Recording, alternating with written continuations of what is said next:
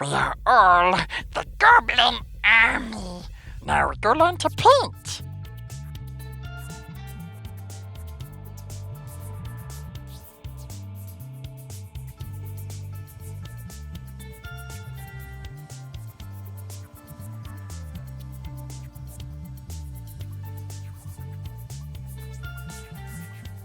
Welcome Reaper fans, today we have Gauth the dragon, and the first thing I am going to do is I am going to make a clay base, an air hardening clay base for this miniature, as I want him to be raised up on a rock and to make him stand more easily. I have a 100mm base boss base, I have some air drying clay, I have a little tub of water, and I've got a piece of paper on my work surface to protect it from any splashes and spills. So without further ado, let's get this base made up and I will show you that now. Sculpting with air drying clay is so much fun. It's something I absolutely love doing. You can get all types of different clay from different companies, but you want to get the air drying clay, and that can take 3 or 4 days to dry depending on how much clay you're using. So this is why I am making this part of the video early, and hopefully by Wednesday, when I do the actual painting of the dragon, it'll be nice and dry, and then I can attach it to the dragon. So all we're doing is you're getting your parts of your clay and you're adding them to the base, and you're working out where roughly you want your rocks or stones to go. So I'm just placing the clay first of all to get a height, and what we'll do is we'll keep using the miniature to go back. See if I can get this in camera shot for me. So when you got your clay, you are using the miniature as a guide of roughly where you are going. So this is about the right height, and you want it lower on the other side. And once you've worked out roughly where you want your miniature, you can work around it. So I'm going about there. That's fine. So you've got your workspace ready. So what we do now is we just build up the base around it, and being a rock base, very simple, we just add more clay to the base, just taking chunks of the clay off, and you can just push it into the existing clay that's on the base and build yourself up a nice looking rock base. Use different size pieces of clay to give variation in the rocks.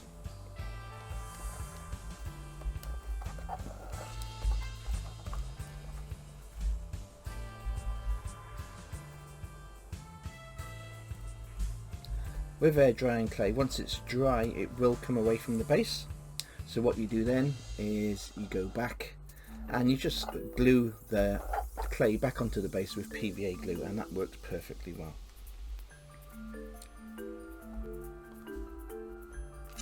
Build this side up a little bit more.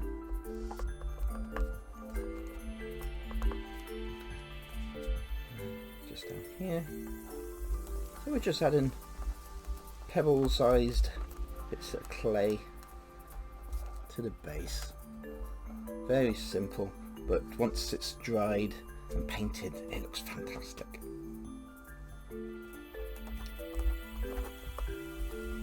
Okay, let's just put our miniature back and see how we're getting on.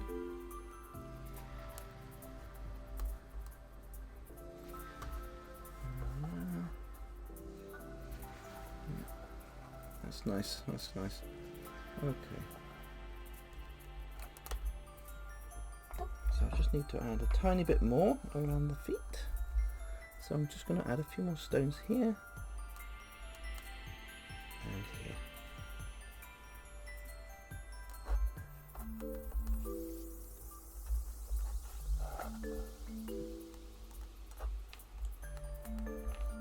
Now this is all you need to do. what we do now is the magic trick with our finger. We got the little tub of water there. Just put your little finger in it, and then you're just smoothing over all the stones, as I call it, all the rocks. Just go over with your little finger. Remember, once this is all dry, you'll be gluing it back onto the base with PVA glue.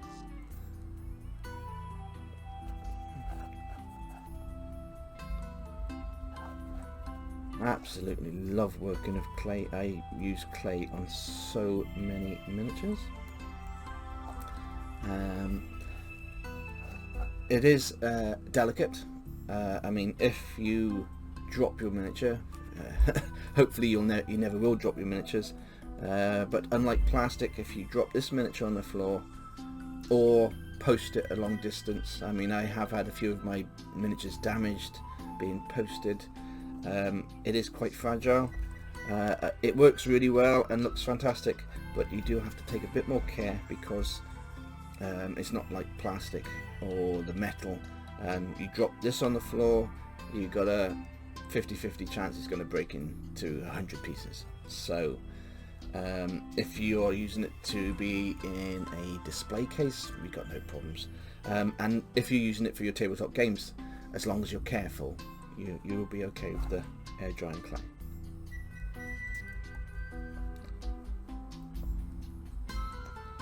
And there we are. See how simple that was? It's just a few little bricks of a few little pieces of the clay. Once that's dry, we'll add small gravel to the base, and it will look amazing. It's that simple how you can build up a very simple base but make it look very good for your tabletop. Once this is dry, I will come back and show you the rest and how to improve on the base. My base is just about dry now. I've added a little bit of some mixed stone to the bottom, some very fine gravel, and my dragon should fit on there quite nicely. So that's how my dragon's going to go, just there. That's how the dragon's going to be. Now what I'm going to do first is I will paint the dragon, and I will paint the base separate, and then I will glue the dragon to the base. I have already filled in a few gaps on the dragon around the neck using my Valeco plastic putty, which is fantastic. So what I'm going to do now is I am going to give the dragon 2 coats of Gory Red by MSP, and that'll be our base coat to work from. Again, it would be a nice simple paint for this one. So once I've done the undercoat for this, I'll also do a grey undercoat for all the rocks. I'll come back and we can start doing the details and the dry brushing on the dragon. Okay, so we've got the base coat on here with all the grey on the rocks, and I have done the 2 coats of my red on the dragon. Now I'm not going to do anything with the wings. I will paint on the base coat later for that one, but what we're going to do now is we're going to cover all the rocks here in a black ink wash. We're going to use the Nuln Oil from Games Workshop, and we're going to cover all the red areas in our black ink wash too. And once they're dry, I'll come back and then we can start doing the dry brushing. And that's all there is to do for now. The ink is all dried now on the dragon, and already all the detail is starting to pop. I've also done the ink wash on the base as well. Now we're going to start the dry brushing this dragon now. I'm using Fresh Blood, and I'm using Punk Rock Pink, a nice bright pink which I'll mix in with the red to give a nice effect along the skin, to give some good skin tones. As you can see, the wings haven't been done, and again there's a reason for this. Because we're doing the dry brushing, we want to get all the red parts finished first, and this is why it doesn't matter if you make a mess. You can splash paint everywhere all over the wings, and do whatever, go wild, because we are going to paint them later, and this is why we do things in a certain way. I will be wet blending the wings later on, so it doesn't matter if I get paint on there. But the main thing now is we get all our dry brushing done, and then we can start doing the details. The stomach area here I will be painting in bleached bone later as well. So we're for the dry brushing, we're just working on the scales, tail, and along the wing fingers, as I call it, and that will do us for our dry brushing. So we'll quickly go through that together, and I'll show you how I'm going to dry brush this miniature using my two colours. So I'm using a large dry brush from Army Painter. I'm going straight into the red, and we go along all the scales. I'm keeping quite a lot of paint on the brush, and I'm working against the scales.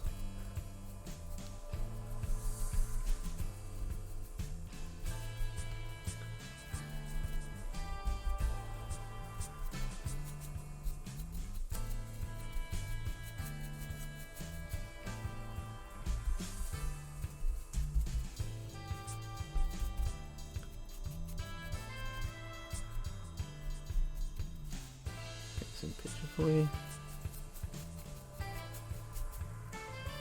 Instantly it gives a little more highlight to the miniature,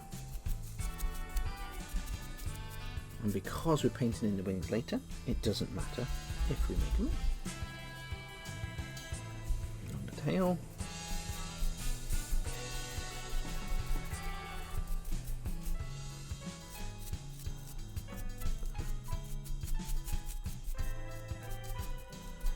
again, when you're doing dry brushing or any work like this, try to think where a light source would be, and you use it on the higher areas.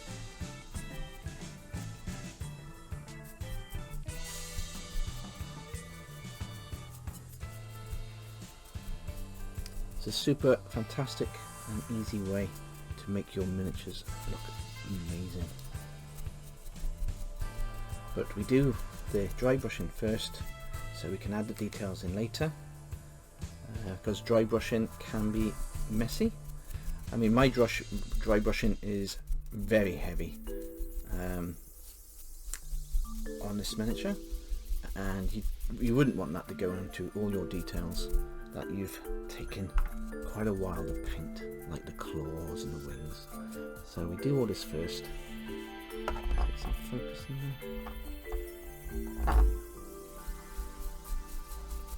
And then you can go over at a later date, finishing your wings and the teeth and the eyes. They're all the bits that go on last that really bring the miniature to life.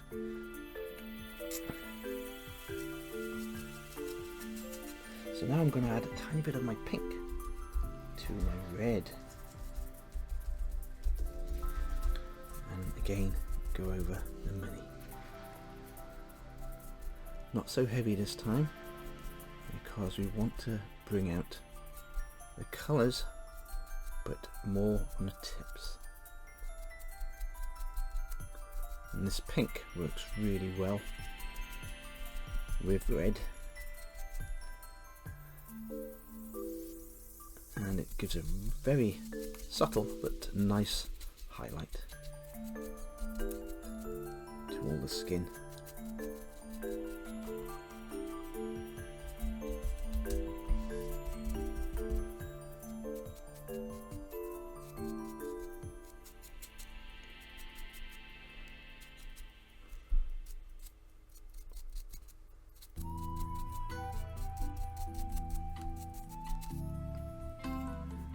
See the change already. Back into the pink. Oh. There we are. Nice. Just see it coming through now on the face there, the cheeks.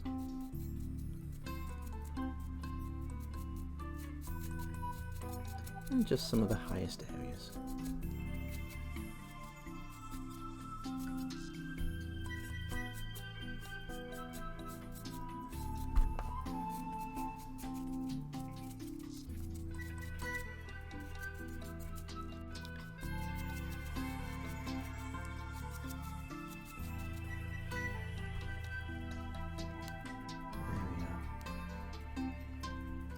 I'm not going to add much more to this now. I think I will leave it like this for now. Add a bit more to the back and the tail.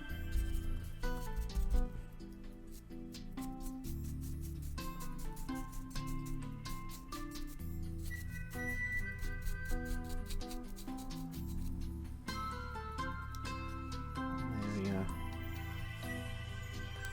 What I'll do now is I will let this dry. I will then paint in the horns and the claws and the stomach area here. They will all be bleached bone, and then I will also give the wings a white base coat ready for the wet blading. So I'll come back once I've done those. Here we are. I have painted the stomach, the claws. The wings I painted white. I've given them a black wash, and I then highlighted the wings with white and then given a dry brush towards the middle of the wings, and I think that is quite acceptable. Now for the stomach and the claws, I am going to use Agrax Surf Shade, and I will shade them off, and they will be finished with a little highlighting on the tips with some lighter bleached bone. The eyes I will paint with the yellow ink wash, and then I will put a little black line like a cat's eye. So I will get all that done, and I'll come back and I'll show you that. Now we're coming to the last stages of the dragon.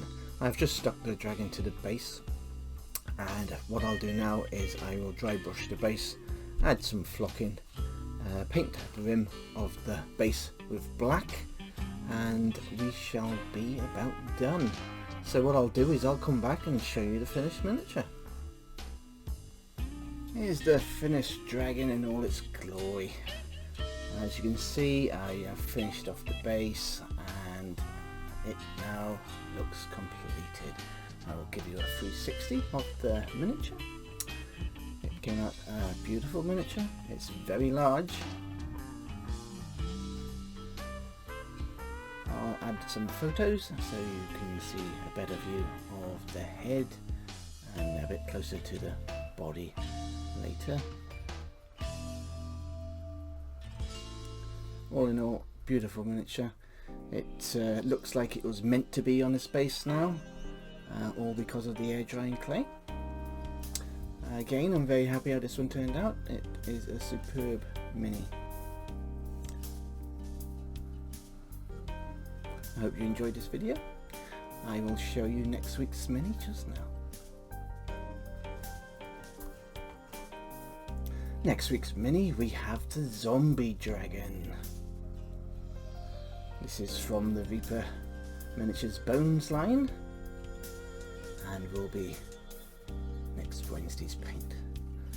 So, hope you joined and see how this fantastic miniature will turn out.